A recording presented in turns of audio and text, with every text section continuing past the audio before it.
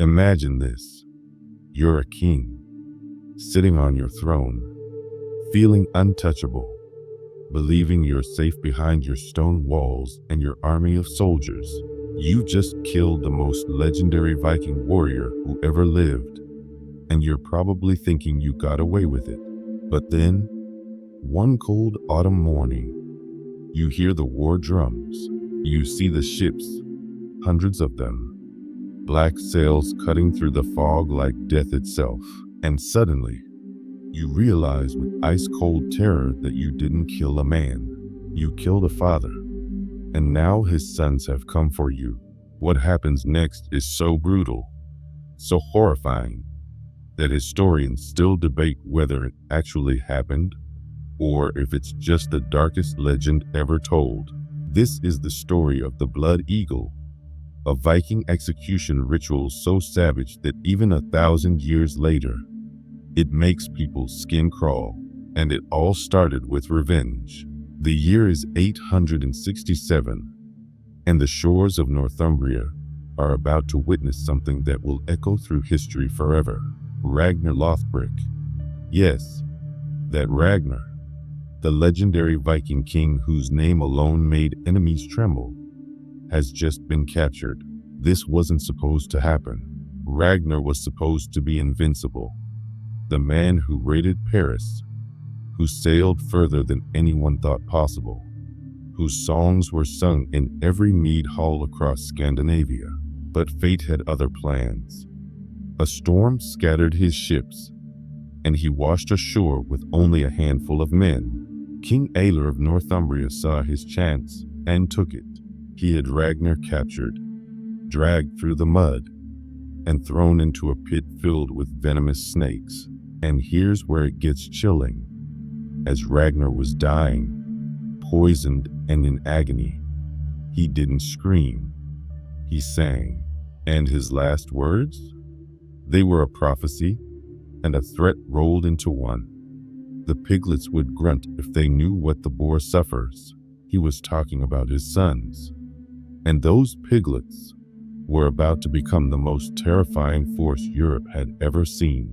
When news of Ragnar's death reached his sons across the sea, everything changed. These weren't just any warriors. These were Ragnar's boys, raised on blood and battle. Ivar the Boneless, the strategist, the one they said couldn't walk but whose mind was sharper than any blade. Halfdan, the fierce one, always ready with his axe. Ub, the sailor, who knew the seas like the back of his hand. And Sigurd, the young one, hungry to prove himself. Ivar gathered them all, and according to the sagas, he said something that would seal Aella's fate. Our father's blood has been left unavenged. We will cleanse it with Aella's blood. But this wasn't going to be just any revenge. Ivar performed a sacrifice to Odin, spilling blood on the altar, asking the god of war to bless their mission. And the sagas say Odin answered. The wind changed direction, blowing toward England, as if the gods themselves were pushing them toward their destiny. They assembled what history would call the Great Heathen Army, thousands of Vikings, hundreds of ships, all with one single purpose: make Aella pay. 2 years later, in autumn 865, the city of York fell. The Vikings smashed through the walls, fought in the streets, and the blood of defenders ran on the stone roads like rivers. Church bells that had rung for centuries went silent. The city was plundered, burned, conquered, and in the chaos, they found him, King Aella, the man who thought he was safe, the man who killed Ragnar. They dragged him in chains to a dark room in what used to be his own palace, and there, waiting for him, was Ivar. The sagas say Ivar just stared at him, silent, cold, those calculating eyes taking in every detail of the man who murdered his father. Finally, Ivar spoke. "Do you remember my father?" Aella didn't answer. Maybe he was too afraid, maybe too proud, or maybe he knew there was nothing he could say that would save him. Ivar leaned in closer and said something that must have frozen Aella's blood. "I will show you my father's death, but slower." Now here's where the story gets truly horrifying, and where historians start arguing about what's real and what's legend. The Blood Eagle wasn't just an execution, it was a ritual, a religious offering to Odin, the god of war, death, and wisdom. Odin's sacred animal was the eagle, and the Vikings believed that by offering an enemy to Odin in this specific way, they were sending that person's soul straight to the darkest realms, far from the glory of Valhalla. So what exactly was the Blood Eagle? According to the sagas, the victim was laid face down, hands and feet bound. Then, with a knife, the executioner would cut open the back and separate the ribs from the spine, one by one. And here's the truly brutal part. The victim was still alive during this. The ribs would be bent outward and open like wings. And then the lungs would be pulled out through the opening in the back, spread over those bone wings. Still functioning, still breathing. The final image was supposed to look like an eagle with its wings spread, bloody and horrific, dedicated to the god. Just imagining it is almost too much. But did it actually happen? This is where things get complicated, and where the debate among historians gets heated. On one hand, there's zero archaeological evidence. No graves have been found with bodies showing this kind of trauma. No bones with the specific cutting patterns that would prove it happened. The sagas that describe the Blood Eagle were written 300 to 400 years after the events they describe, in 13th century Iceland, by people who weren't there and who were mixing legend, fact, and propaganda into epic stories meant to entertain. Some historians say it never happened at all, that it was invented by Christian writers who wanted to make the Vikings look like monsters, like heathens who needed to be civilized. The more horrific the Vikings seemed, the more meaningful Christianity's victory over them appeared. Perfect propaganda, right? But then other historians point out that the Vikings did have other brutal rituals. Human sacrifices, drinking from the skulls of enemies, making tools from bones. They weren't afraid of violence or blood. So why would the Blood Eagle be where they drew the line? Maybe, these historians argue, it really was performed, but only in extremely rare cases. Only for the most hated enemies. Only when the desire for revenge was so overwhelming that nothing else would satisfy it. And here's what's fascinating. Even the accounts of Aella's death are contradictory. The Icelandic sagas say Ivar had him executed with the Blood Eagle, slowly, painfully, with Aella's screams echoing through the streets of York. But the Anglo-Saxon Chronicle, which was written much closer to the actual events, just says Aella was killed. That's it. No detail, no ritual, nothing. So what's the truth? Was it too horrific for the Christian chroniclers to write down? Did it never happen at all? Or was the truth simply lost to time? We may never know for certain. What we do know is that the Blood Eagle shows up in other stories too. In 864, King Edmund was supposedly subjected to it after he refused to renounce his Christian faith. In 867, King Osbert of Northumbria might have suffered the same fate, but again, all disputed, all uncertain, all lost in the fog between history and legend. Some linguists have even suggested that the whole thing might be a mistranslation. The Old Norse term Blorn literally means blood eagle, but maybe it didn't mean a physical ritual at all. Maybe it was poetic language, a way of saying, we destroyed our enemy completely, like an eagle tears apart its prey.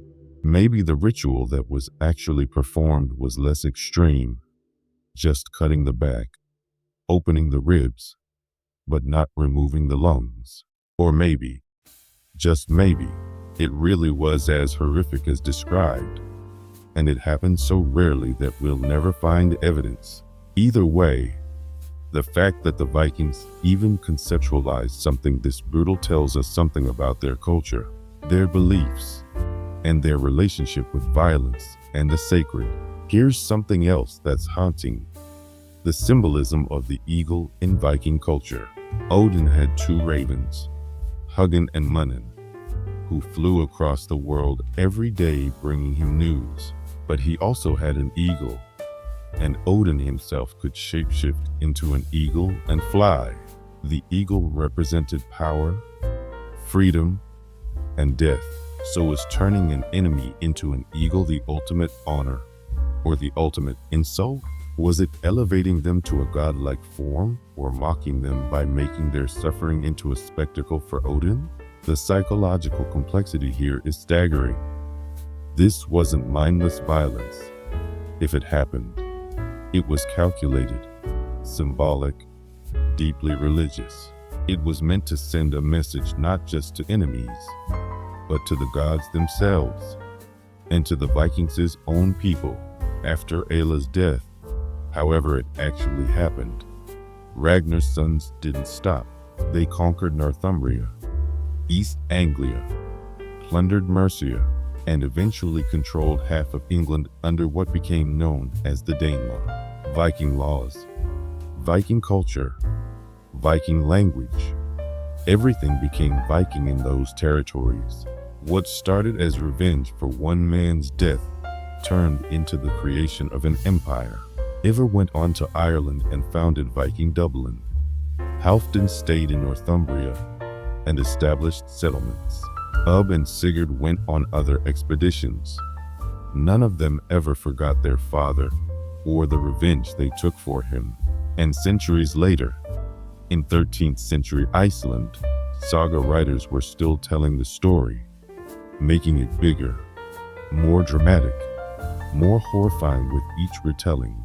Because here's the thing about legends, they grow in the dark. The Blood Eagle story was perfect for those saga writers. It was merciless, unforgettable, and it made listeners' blood run cold. Fast forward to today, and the Blood Eagle is everywhere in popular culture. TV shows like Vikings depicted Ragnar's death and Ivar's revenge in graphic detail. Video games feature it. Films reference it. Books are written about it. The question remains, real or legend? Archaeologists are still looking. They're excavating sites in York, examining graves in Northumbria, analyzing bones from Viking settlements, hoping that one day they'll find that one piece of evidence, a skeleton with the telltale cuts on the back, ribs opened outward. But so far, nothing but silence.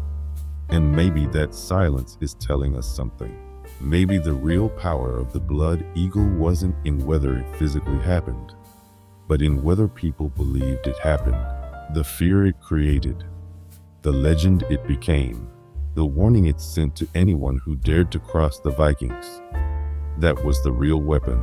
Aella might have died simply, quickly, without any ritual, but the legend lived for 1,000 years, passed down through generations, making enemies tremble and allies loyal. That's the true legacy of the Blood Eagle, not the act itself, but the idea of it, the psychological terror it represented. And here's the darkest truth of all: whether the Blood Eagle was real or not, one thing is certain: humans are capable of imagining and creating incredible horrors in the name of revenge.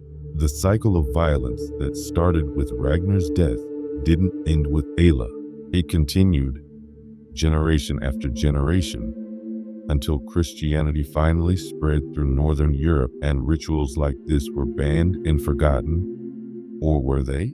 Because even today, revenge still exists. Violence still exists.